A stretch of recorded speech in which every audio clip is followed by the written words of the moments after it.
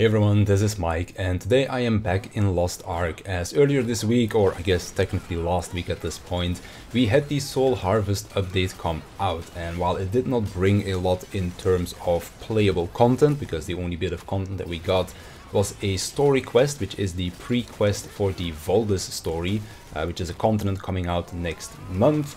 But outside of that, we got a new class and some progression events, and these progression events I do think are worth talking about because they are just insanely good in getting a character ready for the content that will be coming out next month. So I did want to take some time to talk about that, in case there are some people watching that quit the game a little while ago, have been thinking about maybe coming back, but were a bit held back because of the progression curve leading up to Akan being so very steep. This is going to be just for you because these progression events are kind of insane and really like just skyrocket you towards the end game essentially. So when it comes down to this video, I'm first going to be talking about the 3 different progression events that we have going on right now, and then in the second half I'm going to be touching on the Soul Eater class, because I did end up picking her up, quite enjoying her, ended up pushing her to 1580 using the events that are on at the moment, and I'll just go over her general playstyle, the 2 different builds that are available, and then just kind of give my first impressions on the class as well. Full guide on Soul Eater, maybe I'll make something along those lines later, when I am a little bit more confident on the class and have a better grasp of how to play her properly. So without further ado, let's just jump straight into it. In terms of the progression events, we basically have 3 things going on right now. We have a power pass, a progression event, which is the Super Mokoko Express that we had with the Arrowmance release as well, and then new is the Path of the Soul Eater. Now, unlike the name, you don't have to use this on a Soul Eater, you can use this on any class of your choice, but of course, because Soul Eater is releasing, they just basically gave it the name of that. The Power Pass itself, same one that we got last time, finishes the Southern story for you, puts you at 1415 and gives you a full level 1 relic set, which is pretty good because it allows you to just skip straight past Valtan and Vicus.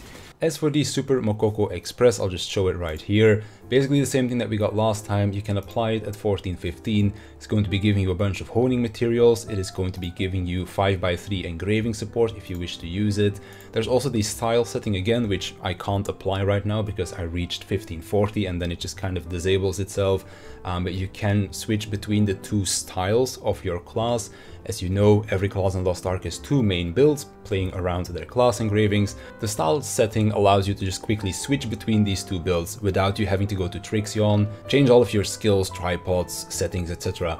The style setting will basically take care of that for you. Are these the most optimal builds to play for your character? Absolutely not. But if you just want to try out what the different build style is like, so to speak, then you can just quickly try it out over here without, again, having to go to Trixion and setting everything up over there. In terms of rewards, it's pretty good. You get a bunch of shards, honing materials. As I mentioned, you have your free level 5 engravings, or well, free 5 level 3 engravings that you can switch on the fly. You also get a bunch of gems, as you can see right here. At the end of the event, you get full level 7 gems. If you do end up pushing your Soul Eater all the way to 1580, because there are bonus boxes after 1540, like I think you can see it over here.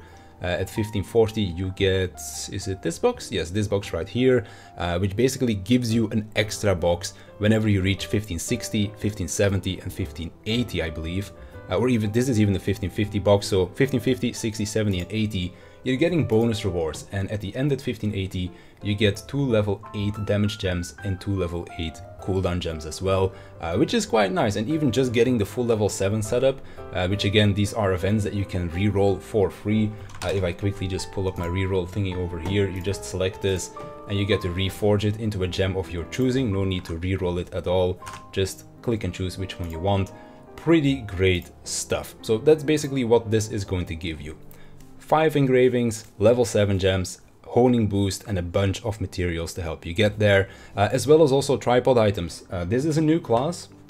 I have bought 0 tripods, and as you can see right here, 2 level 5s, these I don't really need, almost full level 5s, these I don't really need, but they're all level 4 already.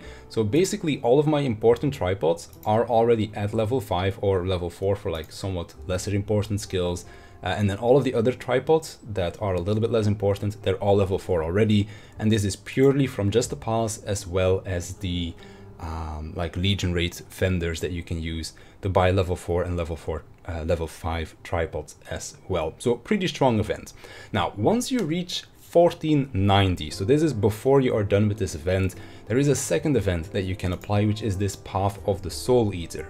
The reason why you want to apply it at 1490 is because of this right here. So while this event gives you a honing boost from 1540 to 1580, as you can see down here, provides you with double artisan, so you pity faster, you have reduced honing costs when it comes down to gold, increased honing rate, and you get an insane amount of materials from this, like 60k shards, 78, 90, 108, and even 120,000 shards is quite a lot, as well as the books, as you can see, silver, and then also a bunch of honing materials. I think everything together here is like over 1,500 leapstones, which is quite substantial. Of course, nowhere near enough what you might need, but it is quite a lot to kind of get you going. And this is also basically the reason why I decided to just get my Soul Eater to 1580 immediately, because this event was just so incredibly strong. However, the reason why you want to apply it at 1490 is because of this right here. So outside of the honing boost that you also get bonus Legion rate materials by simply doing the gates. So as you can see right here, gate 1, 2, 3, and 4 will give you 40 bonus materials each. What this translates to is if you do Belshazzar gate 1 and 2, you can craft 3 armor pieces, which is immediately enough to do gate 3 because it sets you at 1500 item level. Doing gate 3 will then allow you to craft the 4th and 5th armor piece, then you need to hone that a tiny bit, and then you can do gate 4 at item level 1540, which then allows you to craft your weapon. Now the beautiful thing is, you don't need to buy a single bonus box, so no auction boxes, no extra loot rewards either. You don't have to buy these to get a full set of ancient gear.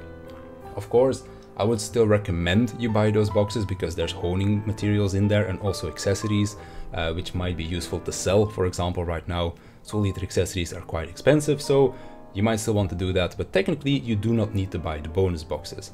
When it comes down to Kyangle, works the same way. This is going to be giving you 4 weeks of extra loot. If you're doing normal mode, it now takes 4 weeks for a full level 3 set. If you're doing hard mode, it takes 3 weeks, so this is quite nice for that. Same thing with Akan over here, will take you 4 weeks to get a full set of gear from normal mode. And just to put this into perspective how insane that is, back when I was first honing my first character to 1600, it took 5 weeks to craft 3 armor pieces. Now it takes 4 weeks for a full set of 6 pieces of gear, which also includes a weapon. So that just kind of goes to show how incredibly powerful this event is to help you catch up with the gear so that you can get a character ready for the Volus release, which is coming in about 3 to 4 weeks. So those are basically all of the express events going on right now. Power Pause that gets you to 1415, full relic set, finishes the Southern story for you. The only story you need to do to be caught up right now with the content that's in the game is Elgasia. Then of course you have the Super Mokoko Express right here. Gives you your engravings, gives you your gems, gives you the style settings to change to kind of like try out the different builds, gives you a lot of honing support. And then we have the Path to the Soul Eater, which of course you don't need to use on a Soul Eater. This is going to give you a lot of rewards to hone. It's going to give you a lot of honing buffs as well, like double pity, reduced cost, etc. And then it will also give you a bunch of bonus Legion rate reward materials to help you gear up your class a lot faster. Basically, if you're at 1580, it'll take you 4 weeks to be completely caught up with all the gearing that you need to do that corresponds with doing Legion raids, nothing that is like honing or tripod related. So that does it for the express events. Let's then move on and talk a little bit about Soul Eater. This is our new assassin class in the game, uses a scythe, looks pretty cool, and she basically has 2 main play styles that play around the identity gauge a little bit differently. We have 3 types of skills. We have the Ghast skills, which are the purplish gray ones, I guess you could call them. We have the Stygian skills, which are the green ones, and we have the pink skills, which are the Deathlord skills. Now, at base, the way how the identity gauge works is you use the gray and green skills to fill up your soul stones, which are those 3 stones that you can see on the bottom. The green skills will also fill the bottom gauge, which is your Deathlord gauge. which I'll be referring to as your transformation gauge, because that's essentially what it lets you do. And then your pink skills, the Deathlord skills, those are the ones that will be consuming those soul stones to deal pretty big damage. When it comes down to the full moon build, this is the specialization burst build. You're mainly going to be focusing on the Stygian skills because they fill both the soul stones as well as the Deathlord meter, the transformation gauge. And then you're basically playing a builder-spender playstyle. You build up soul stones and Deathlord meter, you spend the soul stones on Deathlord skills, and then when your transformation gauge is ready, you can activate it to reset the cooldown on all of your Deathlord skills, and then they also become enhanced, because during this transformation you get 3 enhanced soul stones that you can then spend on your 3 enhanced Deathlord skills. And after you use your 3 skills, the transformation will also immediately end. And then you basically go back to building, spending playstyle like you were doing before. Then we have the Knight's Edge build, which is the crit swift build. You can build it in a couple different ways, like you can go 50-50 crit swift, you can go heavy crit, low swift, heavy swift, low crit, 60-40 either way. Like there's a lot of way to build this basically, and depending on how you build it, you also take like a different relic set, etc.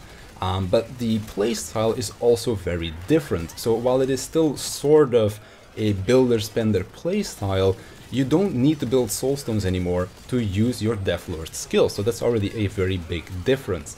However, what is going to change is that when you have 3 soulstones ready, your next Deathlord skill becomes enhanced, and it will deal bonus damage and also generate bonus transformation gauge, because the big thing about this build is that you can no longer build gauge by using your normal skills. You can only build your Deathlord gauge by using these Deathlord skills, and an enhanced skill will give you 30%, a non-enhanced skill will still give you about 10%. Another thing is that you do not control your transformation anymore. With the full moon build, you literally have to press your identity button to transform, and then you get that powerful burst mode.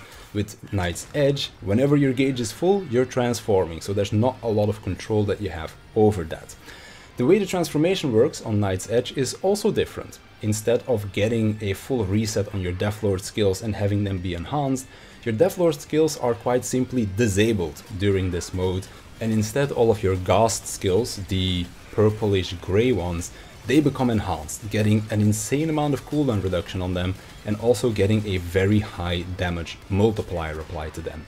So essentially the Knight's Edge playstyle is going to be sort of builder-spender when you're outside of your Deathlord mode, and then once you've used enough Deathlord skills, you get put into your Deathlord state, your transformation. It locks you out of using your Deathlord skills, and now you become a spammy class where you are using your grey skills quite a lot. So it kind of transforms the way you play her as well, because your gauge generating skills during your normal state now become your damage skills during your Deathlord state. Now this Deathlord state, if we compare it to Full Moon, is also not a burst state for the Knight's Edge build. It is merely a style change. It's basically kind of like similar DPS. You do a tiny bit more DPS outside of your transformation, so technically transforming is a DPS loss, but that's like some min-maxy stuff. But it's basically just a style change. You go from building spender playstyle to a piano class playstyle when your gauge is active, and then once your gauge runs out, you go back to the building spending playstyle. Overall, I have enjoyed the Knight's Edge build the most because it seems the most interesting to me. The Full Moon build is pretty straightforward. It's basically a melee Igniter Sorceress, kind of. It's like Deathblow Striker mixed with Igniter Sorceress, because when you're just building up gauge, it feels kind of like playing Deathblow Striker, or maybe Esoteric Striker would be a better example.